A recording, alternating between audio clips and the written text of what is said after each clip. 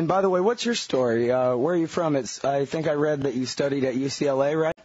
Well, I went to UCLA. I took courses in film industry, but I'm from Iran, Isfahan, and I'm proud to say that I work for Prudential Life Insurance Company, that they've been also very supportive of the humanity. And I want to also the viewer know that Prudential played a very important part of this because many insurance agents supported this film, and they have a matching program that they match if somebody gives $100, Prudential matched $100 equally. So I've been in the life insurance business for 20 years, but my passion from when I was a little kid was always in movie. And another reason why I made BAM 6.6 Humanity Has No Border, Mr. Horton, was I'm married to an American wife that I really, truly adore, and I'm learning every day about life through her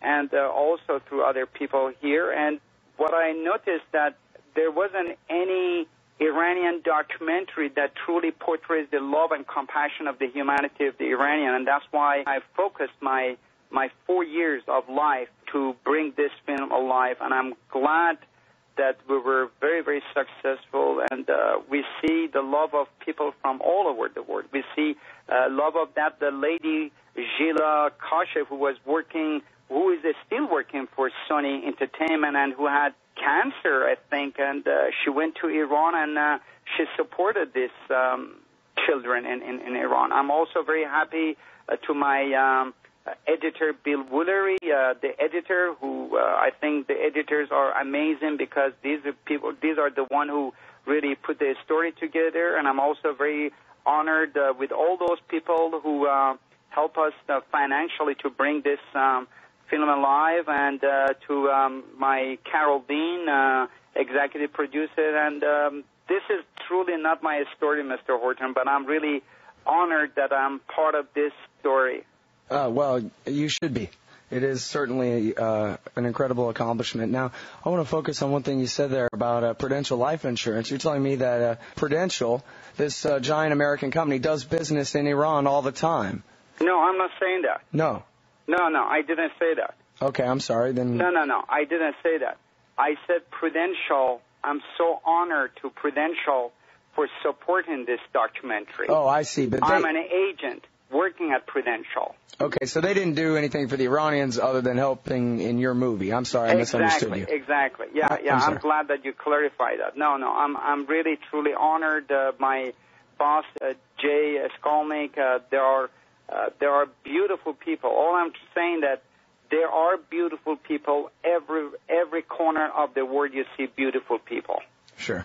And now I wanted to ask you also. It comes up in your movie that this couple that you focus on, the woman is a Jew, and I guess she talks about how she was kind of scared of what it might be like in Tehran, and he finally persuaded her. And there's another person talking in the movie who says that they grew up in a neighborhood surrounded by Iranian Jews. And I wonder if you can talk about the Jewish population in Iran and whether, for example, they're terribly oppressed and so forth.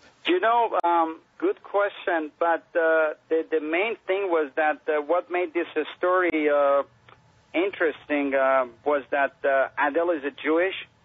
She comes from a Jewish family, and her mother had a lot of hesitation. Her young Jewish girl going to Iran, she thought that she was going to be kidnapped, sabotaged, all the negativity that they have been listened during the last probably 20 or 30 years. But when they get there, even prior to the earthquake, they see the compassion and love of the Iranian. I don't know the figure how many Jews are in Iran, and that was not again the focus of the film. The focus of the film was again on the humanity of the word, and that you should not listen to the media, just like what happened to Adele. And look what happened. She goes to Iran. She's a Jewish, and she got the first-class treatment, and we could see in the film that when it came to hospital, she was not charged one dime, nor to Adele Friedman's or Top Delero's parents. It was completely, the treatment was first class, and it was completely free. That's what I'm getting at, is that she was welcomed there, and that there's already at least some sort of, I don't know the numbers either, but there is some substantial Jewish population in Tehran whose rights are protected on a daily basis, right? Absolutely, absolutely. And I think if people don't believe me, that they should take a trip to Iran and see it for themselves, or at least they could go to our website, which is www.essenceofiran.com, which is ESSENCEOF, Iran.com, and review the film. And don't take my word. See if you really like this film. And get out of your skin, get out of your comfort zone, and go to those beautiful places that they welcome you. Not just only Iran. This message goes about everywhere on the planet. We find good people everywhere. One thing that strikes me is that this terrible earthquake, I guess as the Republicans in these past few years have said over and over, crises are also opportunities. And it seems like if the administration had just made a major push on the national government level to immediately go and send as much help as absolutely possible and open up diplomatic relations at the same time and try to slap the old Ayatollah on the back and say bygones are bygones, let's try to get along now, that would have really, in 2003, George Bush could have healed everything over with these guys just by acting like the humanitarian Christian he pretends to be. Well, again, I'm not much involved in politics, so my answer is love. If you love someone, you don't put any condition. Oh, you do this, I do that. You do something because you want to do something. And love should be unconditional, in my opinion.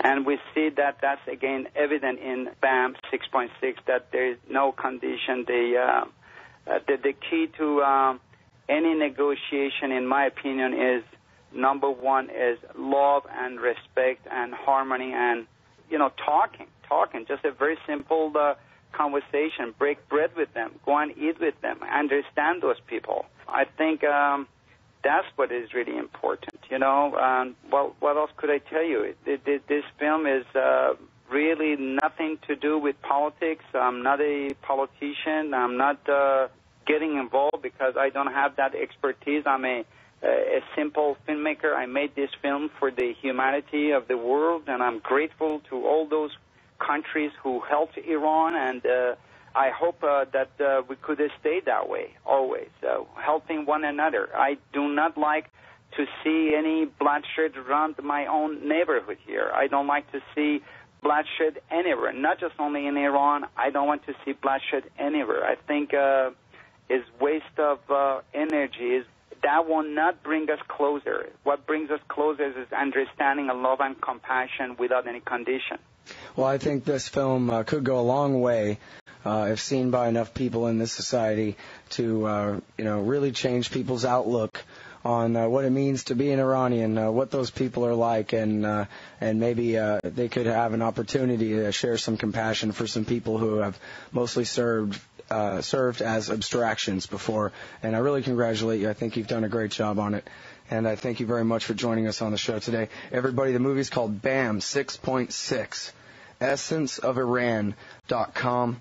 It's Jahangir Golestan-Parast. Thank you very much for your time today on the show, sir. Thank you for having me. And my last message for all the people who are listening is if we could take one message from this film is not to have hatred or anger towards anyone. If we do have hatred or anger towards anyone, while those people are still alive, we should go and shake their hand and, say hello to them. Because once they're gone, it's just too late to say that you are sorry. Do it while you can, while we're alive.